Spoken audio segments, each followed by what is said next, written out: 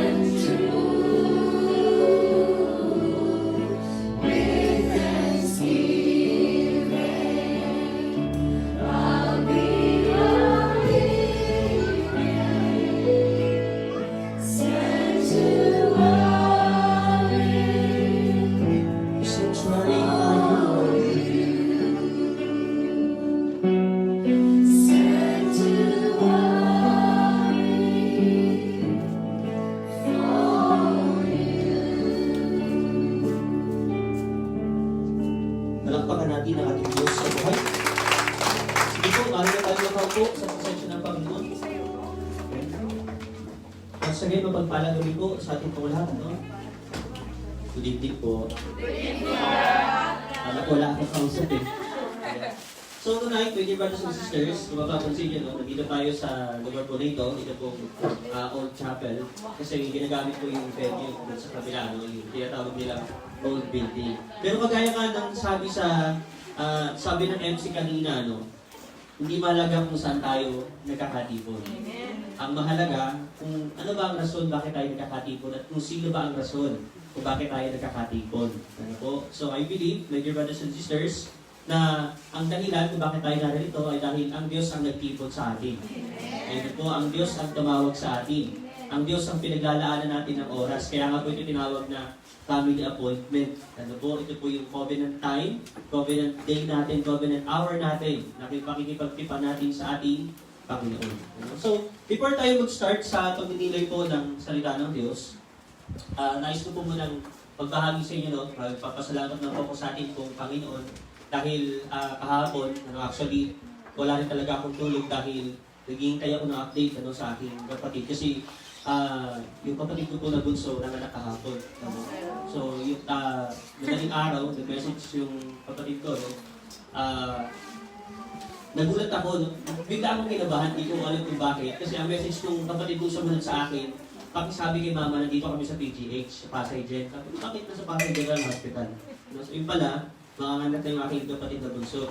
So, sabi ko nga kay Sister Risa, kung nagkika-birthday pa ni Sister Risa, yung aking kapatid, yung apo ng aking nanay, yung aking pong pamangkin. So, sa biyaya po ng ating Panginoon, nakapanganak po siya ng maayos naman, normal delivery, nga lang hanggang ngayon, hindi po sila nakakalabas. Ano po kasi yung anak ng aking kapatid, pero medyo may difficulty sa paghinga, at yung aking pong kapatid ay kailangan pong salina ng 3 bags ng dugo. So kung nabasa niyo po yun sa FB, tinag po ako, kasi nanghingi ako ng tulong sa aking mga kasamahan, sa mga kapatiran po natin sa Maynila, kasi nasa Pabella Hospital yung aking kapatid.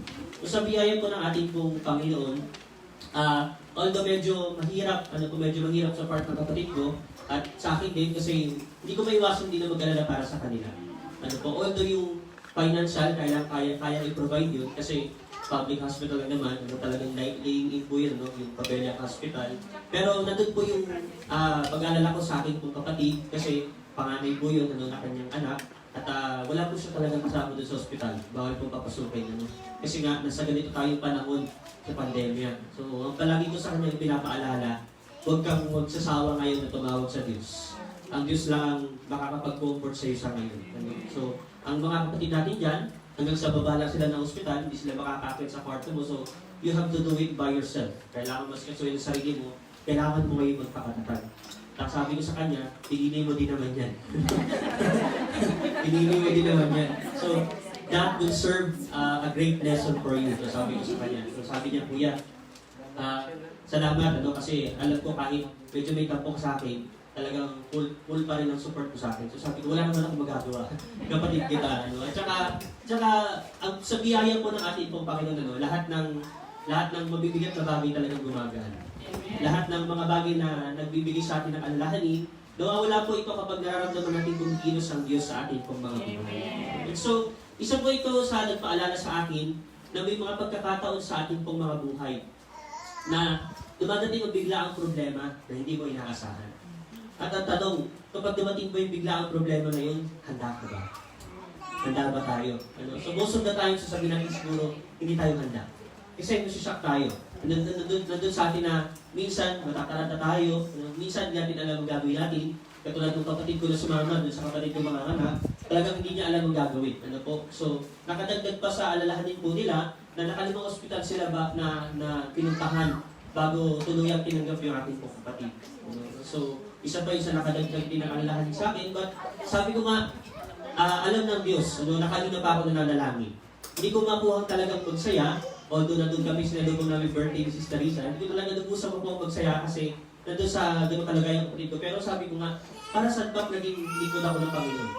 Kung mag-alala ko para sa kung mag-alala ko ng matindi para sa mga ganung bagay. So hayaan ko na patunayan ni Lord sa aming pamilya ngayon ang kanyang kabutihan at kanyang kadakilaan. So sa biyaya ng ating Panginoon, within this week, bago siguro dumating ang araw ng Linggo, makakalabas na po yung ating kapatid ng hospital. And marami pong nag-respond. So 3 bags ng dugo lang yung kailangan, pero maraming nag-respond, more than 10. Ang pupunta sa Pabella Hospital para makapag-donate ng dugo. So sabi ko nga talagang biyaya ni Lord, siksik ligligat na dugo mga pangkal. Ang bino ko nga po sa aking nanay, kung may convert lang sa pera yung dugo na yun, may nakabayad. no? But my dear brothers and sisters, sa mensahe po ng Ebanghelyo ito na ating pinagninilayan, by the way, ito po yung gospel for tomorrow. Ano po, para sa araw ng bukas. And this coming Sunday, papasok na tayo sa unang linggo ng Adviento. Ano po, sa unang linggo ng Adviento. At alam naman po natin na ang pinaghahandaan po natin para sa Adviento ay ang kapanganakan ng ating Panginoon. So may paalala ko lang ulit sa bawat isa sa atin, magandang mag-send ito ng reminder sa bawat isa sa atin na ang calendar year ng ating pong simbahan, nagsisimula po ito sa first week ng Advent. Kung ang calendar year sa mundo, nagsisimula sa January, nagsisimula po ang calendar year ng ating pong simbahan sa first week of Advent. Bakit? Kasi nagsisimula ito sa paghihintay sa kapanganakan ng ating pong Panginoon. Amen po? Nakakasunod po tayo. So, nagsisimula po ito sa paghahanda po natin sa kapanganakan ng ating pong Panginoon, ng Diyos na magliligtas po sa bawat isa sa atin. And I believe ngayon pa lang, marami na sa atin naghahanda ng listahan kung sino-sino yung mga bibigyan natin ng aginaldo. Ano po, naghahanda na ng listahan. Kung yung ihahanda sa araw ng Pasko, naghahanda na din tayo, ano po, kung saan-saan tayo makikikain. Ano po?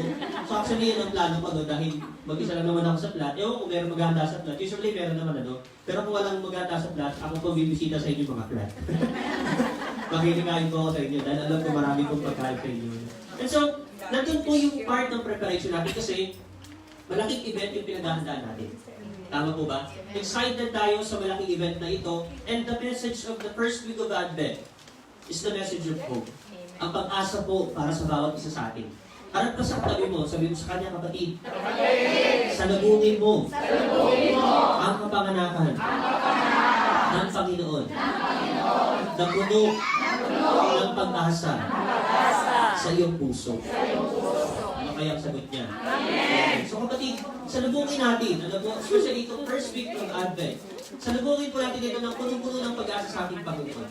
And kapag ang isang tao, hindi ba sa sisters, kapag ang isang tao, matindi ang kanyang inaasahan, or alam niya na matatanggap niya yung bagay na kanyang inaasahan, hindi mo ba matagal pa lang nagpe-prepare siya?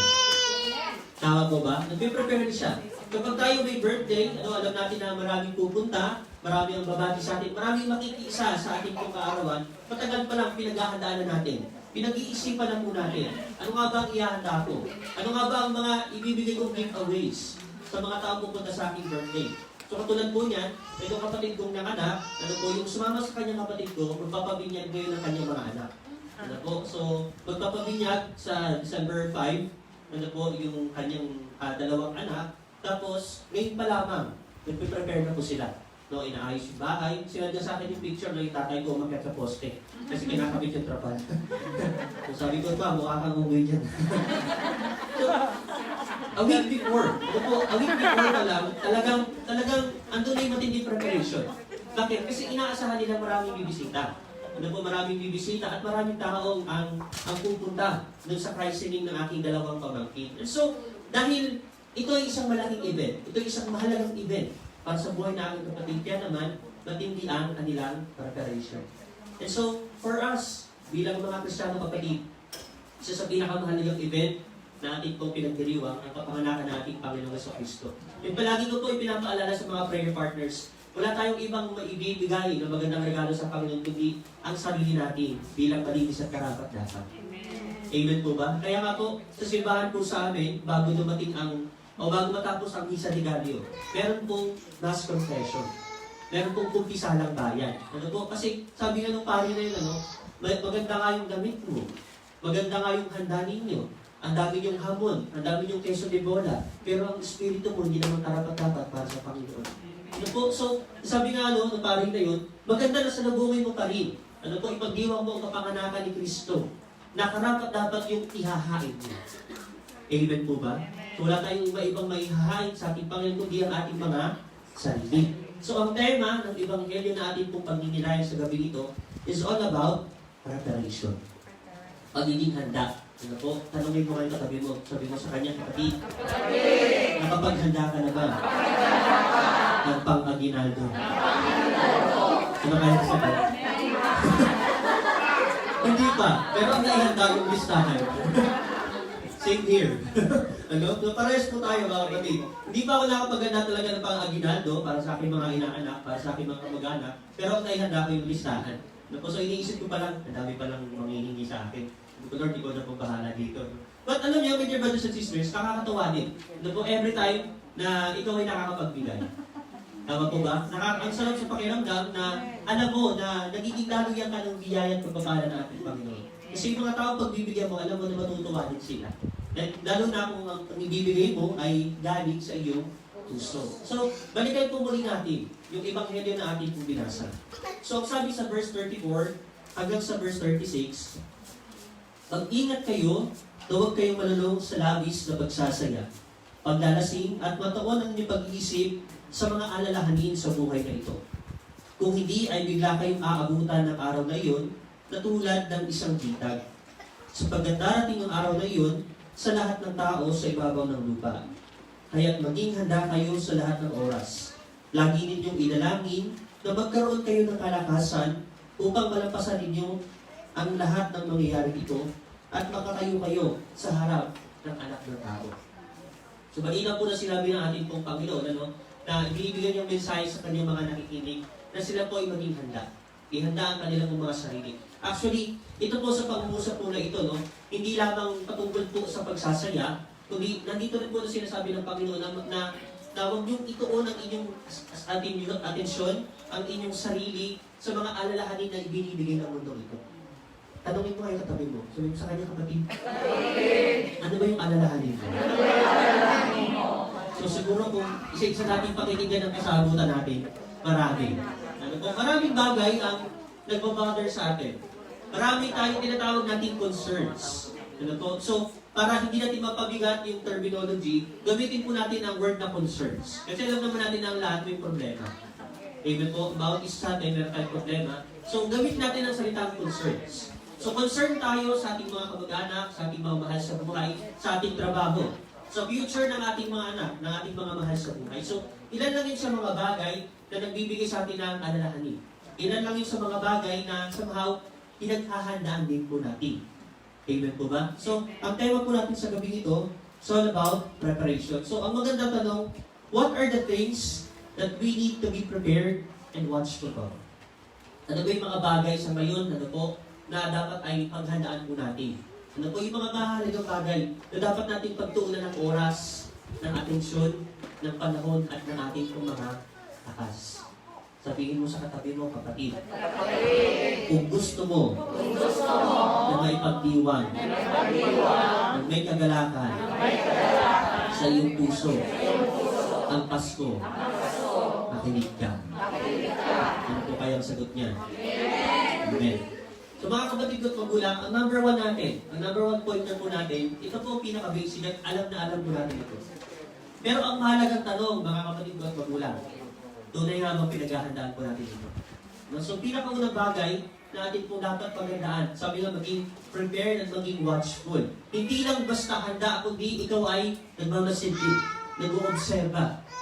Ibig sabihin, dapat alam ng mga mata mo kung ano ang nangyayari sa paligid. At nauunawaan mo kung ano ang nangyayari sa iyong buhay. Amen po ba? Hindi lang sa iyong buhay, kundi sa iyong buhay pananampalataya. Kung tatanungin natin ang bawat isang kapatid, kamusta na ba ang buhay pananampalataya natin? Nandun ba tayo sa point na talagang mainit tayo sa pananampalataya?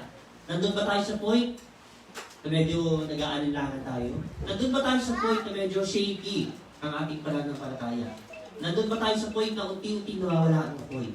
Ano po? So, first thing, we need to be prepared and watchful for the Lord is coming. Alam natin, mga kapatid ko at magulang, nasabi nga sa Biblia, kapag nakikita nyo na ang mga ganitong pangyayari, ibig sabihin, nalalapit na. Maraming tao, mga kapatid ko at magulang, ang nagsasabi sa ngayon na talagang malapit nang dumating si Lord. Bakit? Kasi yung mga sinabing prophecy sa Bible, nagaganap na. Mga lindol, mga sakuna, yung mga labanan ng mga bansa.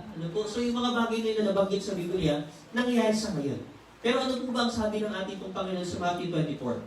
Sabi niyan, so you also must be ready because the Son of Man will come at an hour when you do not expect it. Ibig sabihin, mga kapatid, walang kahit sino man talaga ang nakakaalam kung kailan babalik dito ang ating pong Panginoon. Yung mga sinasabi ng mga tao sa ganitong araw, sa ganitong fetch, sa ganitong panahon darating ng Panginoon, mga mula lang yun. Mga assumptions lang yun.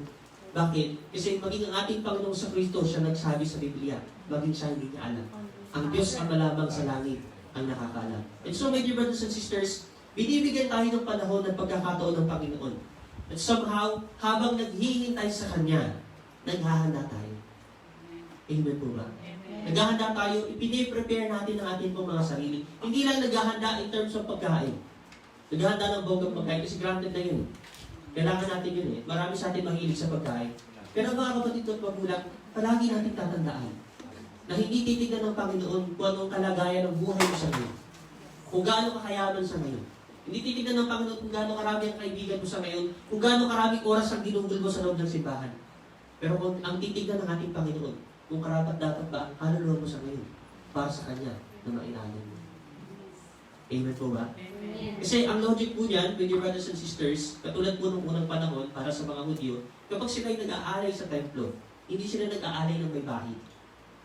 Ang iniaalay nila sa templo, the burnt offering, yung pinakamainam, yung pinakamalusog, yung pinaka, sabihin natin, magandang bunga ng kanilang ani o ng kanilang mga alaga.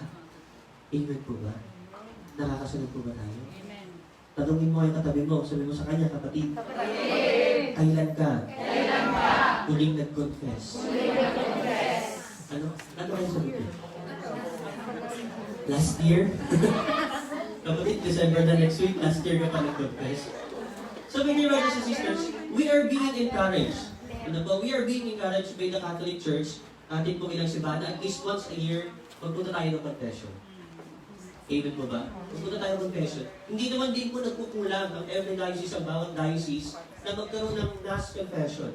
Kapag dadating ang Advent season, kapag dadating ang Lenten season, yan, meron po mga mass confession. At may mga simbahan po, especially ito sa Baclaran, dahil malaking simbahan po yun, maraming parishioners na every Wednesday at Thursday, may mga pari dun sa confession box na nakaupo. Ano po? So nakakatuwa nga po, dahil nung unang beses ko nag-confess doon sa Baclaran, inahanap ko yung ilaw sa confession box. Wala po palang pindutan yun. Kundi pag lumuhod ka doon sa lumuran, automatically ilaw yun. Ano po, alam ng pari na may tao doon. Kasi may lumuhod doon sa lumuran. So ang gandang illustration lang at ang gandang analogy lang kasi when you have learned na lumuhod sa harapan ng Panginoon at magsisi, doon mo lang matatanggap ang lubos na kaliwanagan mula sa Panginoon. Amen po ba? So, bilang bahagi po ng ating paghahanda sa ating pong mga sarili, ano po, sa pagsalubong natin sa kapanganakan o sa pagdiriwang natin muli ng kapanganakan ng ating Panginoon, maganda kapatid, make sure na yung sarili natin malinis din. Karapat-dapat na ialay para sa Panginoon. Amen po ba? Amen. At sabihin mo sa katabi mo, kapatid, Kapatid, I challenge you. I challenge you. Kailan ka ba may free time? Kailan ka pa may free time? Sabay na tayo mag-confess. Okay, kapatid. If you don't have time, please find time. Kung wala tayong oras, please, gawan po natin ang oras. Kasi itong gagawin po natin, hindi naman para sa Panginoon. Para din po sa atin. Amen po ba? Wala naka-amen. Amen. Amen po ba? So, ito po pinakauna. We need to be prepared and watchful for the word is Amen. Kapatid, nakakaya naman nadadatnan tayo ng ating pong Panginoon na gumagawa tayo ng hindi maganda. Nakakaya na sa pagdating ng ating pong Panginoon, madatnan tayo ng Panginoon na nabubuhay sa kasalanan. Ano pong mangyayari sa atin? Sabi ko sa illustration sa Bible, iipunin, at igagatong sa pugon. Itatapon sa nagdinigas na apoy. Bakit? Kasi hindi ka dapat. Amen po ba? Amen. Amen po ba? Amen. Parang hindi pa kayo maka-amen. Buti kasi hindi yan mag-amen, no? Buti pa yung bata. Malakas mag-amen. So this is the first thing. Pangalawang bagay na kailangan po natin paghandaan at maging watchful. We need to be prepared and watchful because we might be doing more unworthy things than the worthy one. So, ibig sabihin po niyan, kailangan natin maging handa, kailangan natin maging mapagmasid, maging watchful, kailangan natin maging aware sa mga bagay na ginagawa natin. Bakit? Kasi maaaring marami tayong ginagawa, o mas marami tayong ginagawa na hindi karapat-dapat kaysa sa karapat-dapat. Hello? Kapatid, hindi ibig sabihin na mas madalas ka sa loob ng simbahan, mas marami ka ng bagay na ginagawa karapat-dapat. Bakit? Kasi mas marami pa rin oras ang nagugugol mo sa labas ng simbahan. Kaya nga, patuloy tayong pinapaalalahanan ng salita po ng Diyos na sa bawat salita na ating bibigkasin, maging mapanuri tayo. Sa bawat bagay na ating pong gagawin, pag-isipan natin. Yung mga bagay na tinitingnan ng ating mga mata, kailangan suriin din po natin. Yung nagiging laman ng ating isipan at ng ating pong mga puso dapat, aware din po tayo.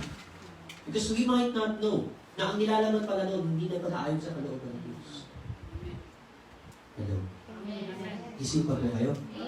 So sabi po dyan, sa verse 34 na ating pong binasa, mag-ingat kayo na huwag malulong sa labis na pagsasaya, paglalasing, at matuon ang inyong pag-iisip sa mga alalahanin sa buhay na ito. Kung hindi ay bigla kayong aabutan ng araw na yun na tulad ng isang litan. So ulitin po natin, mag-ingat kayo na huwag kayong malulong sa labis na pagsasaya. Kapatid, hindi po masamang magsaya ka. Bakit? Because every day is another blessing. Isa ito sa mga bagay na dapat ipagdiwang at ipagsaya. Pero ang sinasabi po dito, pinapaalala sa atin, mag-ingat po tayo na huwag tayong malulong sa labis na pagsasaya. Bakit? Kasi ang pagsasaya kadalasan na ginagawa ng isang tao, yung pagsasaya sa sense ng mundong ito. Mga bagay na hindi ayon sa kalooban ng Diyos. Hello po. Nakakasunod po ba tayo? Ang pagiging masaya sa mundong ito yung kasama mo ang barkada mo, nag-iinuman kayo, nagpupunta kayo kung saan, nag-i-excursion kayo. Pero kasiyahan para sa ating pong Panginoon. Ito yung pakikipag-isa natin sa Kanya. Amen po ba? Kasi kapatid, isipin po natin, kahit anong gawin mo, kahit anong bagay ang gawin mo sa mundong ito, kapag malungkot ka, hindi mapapahoy nun ang kalungkutan mo. Temporarily, yes, maaalis yan. Temporarily, yes, makakalimutan mo yan. Pero pagbalik mo sa katimuan, maaalala mo na doon ka ng problema. Pero kapag sa Diyos ka lumapit, kapatid, kapag ipinagkatiwala mo sa Diyos yan, ano man ang problema mo, kaya pawiin ng Panginoon. Ano mang kalungkutan, ano mang kapigatian, kaya pawiin na ng Panginoon. Amen po ba? So alam niyo, with your brothers and sisters, maraming tao ang nalululong sa bisyo ng alak, sa pag-iinom at paglalasing. Kasi sila yung mga tao na hindi kayang harapin ang buhay nang hindi, sabi natin na hindi, na walang influensya ng alak. Bakit? Ano ba ang alak? Ang alak ay antidepressant. Hello? Ang alak ay antidepressant. Pag sabi antidepressant, inaalis yung pagiging depressed sa isang tao. Hindi niyo po ba napapansin, maraming lasing, naglalabas ng sama ng loob. Hello? Maraming tao nalalasing, doon nila iniiyak. Maraming tao kapag broken, doon sila umiiyak doon sa nag-busted sa kanila. Doon sa nang-iwan sa kanila. Bakit? Kasi antidepressant ang alak. They are dealing with their problems in a wrong sense and in a wrong way. Hello? Amen. Bakit? Una tigit sa lahat, kapag ikaw ay madalas nalalasing, ang sinisira mo ang katawan mo. Hello? Amen. Pangalawa, hindi ka nagkakaroon ng totoong lakas ng loob at tapang para harapin yung problema mo. Pero kapag sinubukan mo muna na lumapit sa Panginoon, kapatid, bibigyan ka ng Diyos ng karunungan. Kung paano ba tayo nagharapin yung problema kinakaharap. Kung paano ito solusyonan. Bibigyan ka ng Diyos ng lakas ng loob at ng tapang. Amen po ba? Nakakasunod po tayo. So, ulitin po natin sabi sa verse 34, mag-ingat kayo na huwag kayong malulong sa labis na pagsasaya, paglalasing, at matuon ang inyong pag-iisip sa mga alalahanin sa buhay na ito. Alam niyo po, habang nagdinilay ako sa salita ng Diyos po na ito, dito pa lang, tinamaan po ako. Actually, ang nais ko po sanang ipagdilayan natin sa gabi dito, na ang bawat isa sa atin ay blessed sa bawat araw. Every day, kahit meron kang problema kinakaharap, kahit may mga suliranin kapatid, blessed ka pa rin. Yun ang dapat maunawaan po natin. At hindi ito madaling maunawaan ng isang tao na dumarang sa matinding kabigatian. Ang tatanungin pa nila, paano ko masasabing blessed at pinagpala ako kung dumadanas ako ng ganitong pain na aking nararamdaman at nararanasan? Well, kapatid, hindi mahalaga kung anong pinagdadaanan mo sa ngayon. Ang mahalaga kung anong ginagawa ng Diyos sa buhay mo.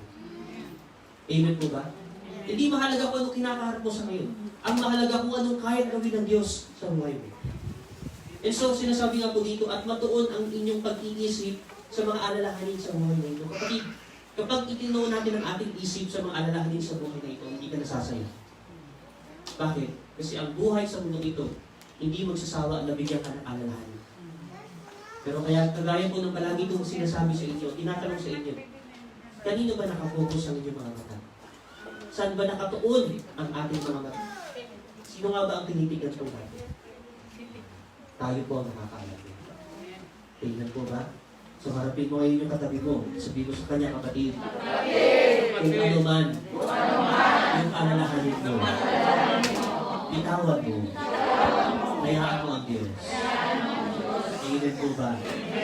Kapatid, ano man yung bagay na talagang pumupulit sa iyo at hindi mawala sa isipan mo, hindi mawala sa puso mo na nagiging bothersome para sa iyo, at nagiging burden para sa iyo. Kapatid, try to let that go. Hayaan mo na ang Diyos ang mag-take over.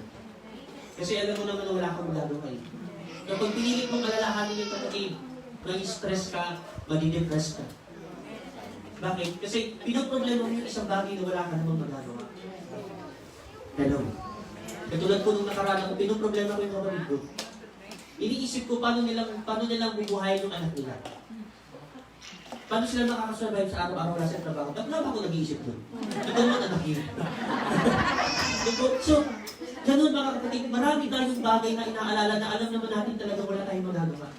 And mostly, hindi natin talaga concerned. Kapag natutunan natin ipagkatiwala sa Panginoon yung kapatid, mabubuhay ka ng masaya. Bakit? Kasi alam mo na kapag ipinalangin at idinulog mo sa Panginoon niya, hindi yan pababayaan ng Diyos. God will surely take over. Tingnan po ba? Kahit sabihin natin problema pa yan sa amo niyo. Kahit problema pa yan sa nanay o sa tatay niyo. Kahit problema pa yan sa kaibigan o sa katrabaho niyo, kapatid, ipagkatiwala mo sa Panginoon. Nung sabi nga, mag-ingat tayo na huwag tayong manunod. At matuon ang ating pag-iisip sa mga alalahanin sa buhay na ito. Kasi ang gusto ng Diyos, sa Kanya lang tayo mag-focus. Kung paano magiging better yung service na ginagawa natin. Kung paano magiging mas malago ang pananampalataya natin. Kung paano natin maihahandog ang ating sarili sa Kanya ng karapat-dapat. Amen po ba? Kasunod po tayo. So sabi po sa Psalms 29 verse 11, the Lord gives His people strength, the Lord blesses them with peace. Ang Diyos ang nagbibigay ng kapayapaan. Ang Diyos ang nagbibigay ng kalakasan. Amen po ba? Kapigin mo sa balikat yung katabi mo. Sabi mo sa kanya, kapatid, alam ko, may lakas tayo. Galing kay Kristo. Lahat ng problema, ipagtatagumpayan. Amen po ba? Palakpakan natin ang Panginoon. Alam niyo, no, ito din po yung isa sa mga bagay na palaging pinapaalala sa akin ng aking nanay. Una sa lahat, pinapaalala niya sa akin, anak, always be humble. Alam mo, so lahat pag nag-message sa akin nanay ko, siguro naman nung birthday ko po, nung nakita niyo, nag-message sa akin nanay ko, sabi niya, na always be humble. Isa palaging pinapaalala sa akin ng nanay ko. At ang pangalawa, kuya, huwag kang magsasawang tumawag sa Diyos at humingi ng lakas sa Kanya. Kasi totoo mga kapatid na minsan, talagang pinangihinaan tayo. Minsan, meron tayong pag-alinlangan sa ating pananampalataya. Minsan, hindi natin alam kung talagang narinig tayo ng disobedience. Minsan, nag-aalinlangan na tayo tumawag sa Panginoon kasi parang walang nangyayari. Pero paalala ka ng nanay ko, huwag kang magsasawang tumawag at humingi ng lakas sa Panginoon. Kasi gaya ng pinagnilayan natin nung nakaraan, God is listening. Nakikinig ang Diyos sa kapatid. Amen po ba? So bilang pagkuli po at bilang pagtatapos, kung babasa niyo pa po ba? Hindi niyo nababasa, no? Ako din hindi nababasa. Ayan. So, lastly, we need to be prepared and watchful for us not to be overwhelmed by worries and anxieties. Kailangan natin maging handa, maging watchful para ang bawat isa sa atin, hindi tayo ma-overwhelmed ng pag-aalala, ng anxiety. Amen po ba? So kapatid, at ano nga natin sa umpisa, no?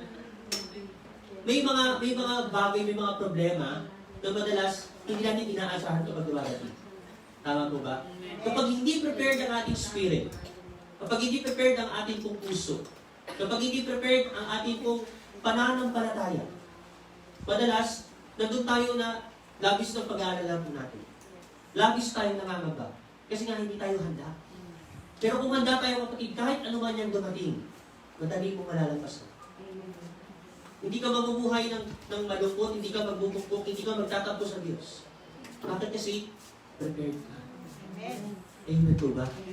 Katulad po niyan, ano po, malapit na naman ang Pasko, hindi natin alam kung gaano karami bibisita sa ating bahay, lalo na kung nasa Pilipinas ka. Kasi alam naman natin, kahit hindi mo ibitahan ng kapitbahay, pupunta yan. Ano po? So, yan yung karamihang inaalala ng mga Pinoy, ng mga bahay-bahay, na paano kapag bigla dumating ng marami, ikaw hindi lang pala inihanda mo. Pero kapag marami kang inihanda, dumating man ng konti o marami, maka-accommodate mo yun. Hindi ka mag-aalala. Bakit? Kasi prepared ka. Ganyan tayo sa ating buhay spiritual kapatid. Kapag prepared tayo, ano man yung dumating, kakayanin. Ano man ang kaharapin, kakayanin. Kasi handa ka. Amen po ba? Dapitin mo yung puso mo. Gawin mo, handa ka ba? Kaya ang sagot niya. Amen. Sumasagot yung puso mo. Sana all. Ayan. So sabi po dyan, mga kapatid at magulang, worries and anxieties oftentimes causes us to be troubled. It takes away the peace within us and it weakens our faith. Ang pag-aalala, ano po yung worries and anxieties, madalas po itong nadudulot ng kabalisahan sa atin. Kapag ang isang tao balisa, wala siyang kapayapaan. Amen po ba? Kapag kayo masyado nag-aalala sa amo nyo na hindi nyo nakakasundo, but troubled kayo, hindi kayo mapalagay, hindi kayo mapanatag, wala kayong peace sa inyong puso. Bakit? Isa sa inaalala nyo, anytime pwede kayo pababay. Hello? Anytime pwede kayo pababay. Sala. Sama ha? Sama. Anytime pwede mangyari yun. Nandun po yung ating pong pangamba. Amen po ba? And so kapag meron tayong worries, meron tayong anxiety sa ating mga buhay, tungkol sa iba't ibang bagay, kapag dyan napopokus yung ating atensyon, nawawala yung kapayapaan.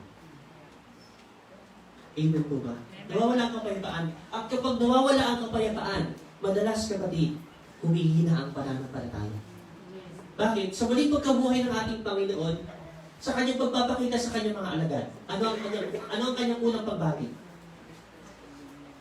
Sumayin yung kapayapaan. Itong unang pagbati ng ating Panginoon, after niya mabuhay, nung siya nagpakita sa kanyang mga alagad, sumayin niyo ang kapayapaan. Bakit? Kasi alam ng Panginoon, they are deeply troubled sa kanilang puso. Bakit? Kasi nangangamba sila na after ng Panginoong Jesus na ipako sa krus, sila naman nangahantingin. So, it's a matter of life and death. Nasa bingit ng kamatayan ng kanilang mga buhay. Alam ng Panginoon na malaki ang kanilang pagkabalisa. Kaya ang pagbati ng Panginoon sa kanila, sumayin niyo ang kapayapaan. Bakit? Kasi kapag tinanggap nila ang kapayapaan mula sa ating Panginoon, nabibuild up ang pananampalataya.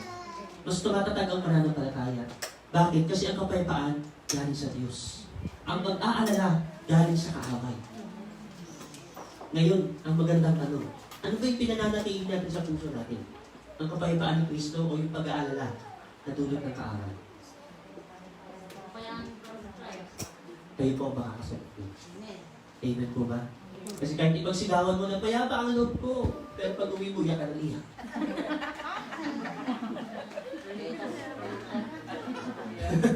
Hello? Nakakasunod po ba tayo? Kapatid, tatandaan po natin, hindi mahalaga po anong pinagsisigawan natin sa harap ng marami tao. Ang mas mahalaga pa rin, kung ano tayo sa harapan ng Panginoon. O ano tayo sa harapan ng ating Panginoon.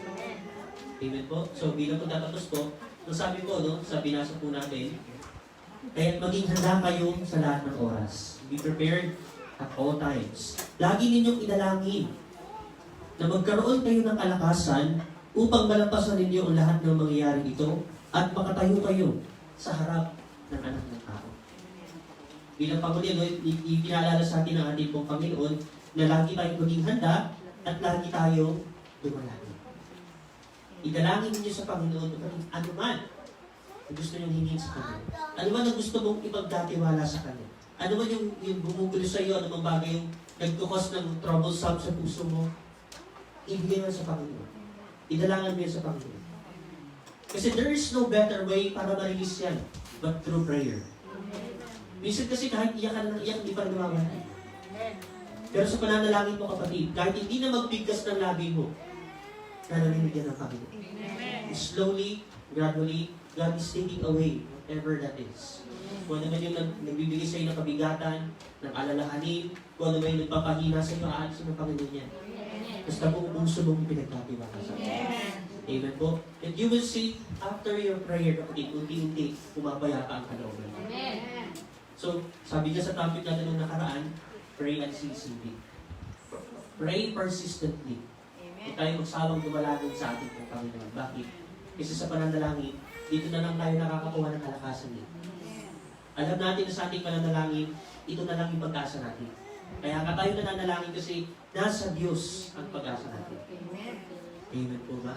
So bago tayo magstayo, sabihin mo sa katabi mo, kapatid, simula ngayon, kung may kabigatan, kung may problema, unang mong tawagin ang Panginoon.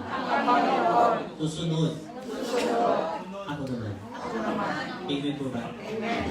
Ayan, so bakit susunod ako naman? Una natin tawagin ang Panginoon. Bakit? Kasi, first of all, bago natin ipangalandakan yung problema natin sa ibang tao, sa Diyos muna. Kasi sa huli, ang Diyos din ang tutulong sa atin eh. Pangalawa, bakit sa kapwa natin? Kasi bilang magkakapatid sa pananampalataya, wala man tayong maitulong materially, wala man tayong magawa materially, pero ang pananalangin kapatid, napakabisa. Hihingi tayo ng tulong, hindi para tulungan lang tayo sa pera, kundi tulungan tayo, ipanalangin tayo sa ating Panginoon. Amen po? So, nung nanganganak yung kapatid ko, yung nanay ko, kuya, pray ka naman. Pray mo yung kapatid mo. Nakatatlong message yung nanay ko.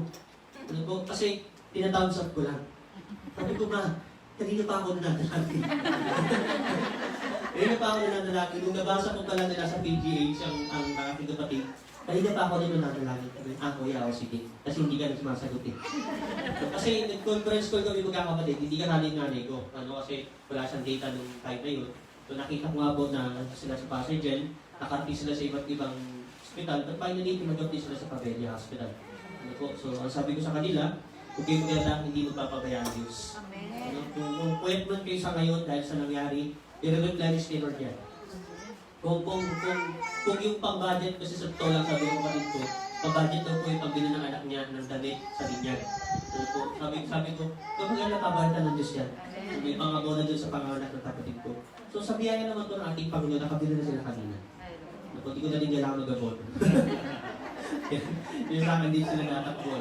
And you know what, my dear brothers and sisters, nakakatuwa lang kasi doon ko po nakita na although iba-iba ng ugali ang magkakapatid, pero sa pagkakataon po yun, nandun na nagtutulungan ang bawat isa sa amin. So ito siguro yung magandang biyaya ng Panginoon. Ano po na kahit malayo ko sa kanila, kahit hindi pare-pare yung ugali namin, pero kapag may problema ang isa, hindi manginginig tumulong ang bawat isa. Ano po? So going back sa ating pong topic, mga kapatid, let us always be prepared. Prepare ourselves, our spirit, our minds, especially our souls. Ang ating pong kaluluwa, lalo sa pagdating ng ating Panginoon yung araw ng Kapaskuhan. So we have received the greatest gift. Walang iba kundi ang ating Panginoon. And we can never offer the best gift kundi ang ating sarili para sa ating Panginoon. Magsitayin po tayo na.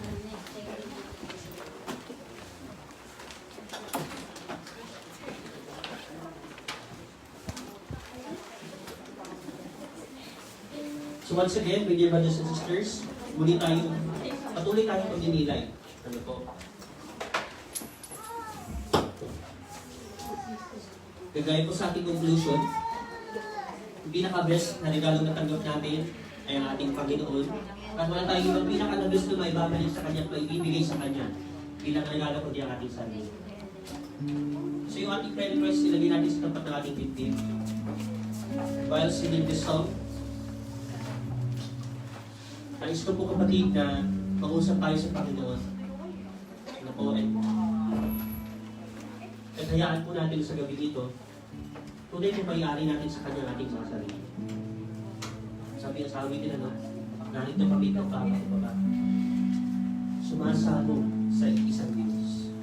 Once again, let us pray from our hearts. Hayaan natin katagpol tayo ng Panginoon sa gabi. Hayaan natin muling maranasan ng Kanyang presensya. Hayaan po natin na sa pamamagitan ng Kanyang salitang ating napaghilayan, patuloy pong mangusap ang Panginoon in whatever worries, ano bagay na gumugulo sa atin. Alisin mo Diyos sa atin. Balikan ng kagalakan at pagkasa.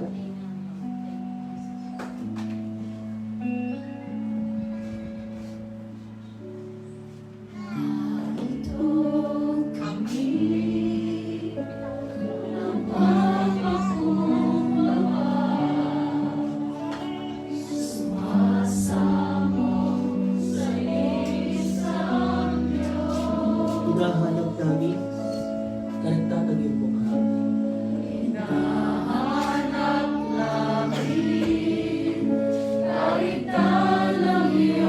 mukha.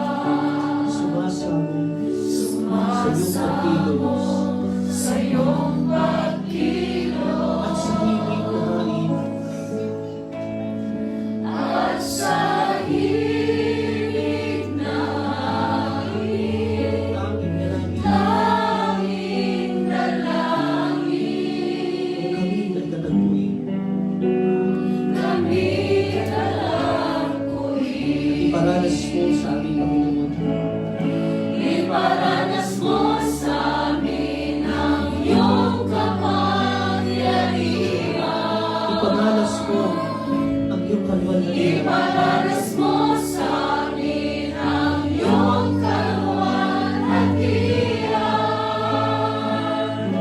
Hanggang ang aming kaluluwa'y mapuspos ng lumusan at sa aming kalagitnaan bumabaw ang kalangitan. Dakila ang iyong ngalan. Narito kami at nagpapakubaba ang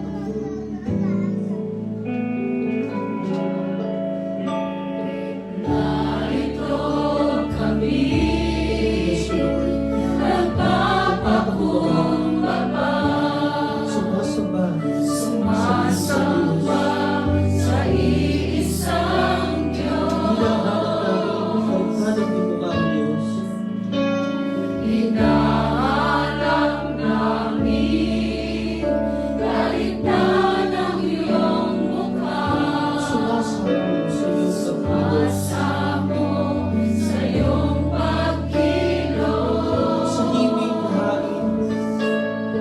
at sa himig na hain. Tanging dalangin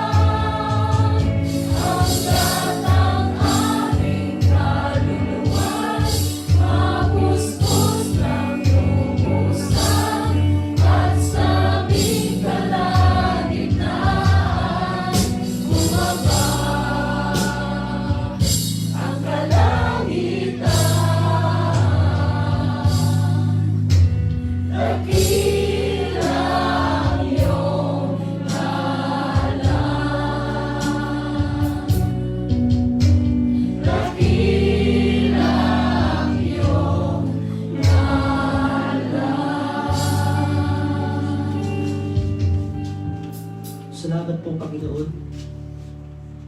Salamat sa iyong banal na presensya na sa pag-uumpisa pa lamang ng gawain na ito ay kanina pa namin nararanasan.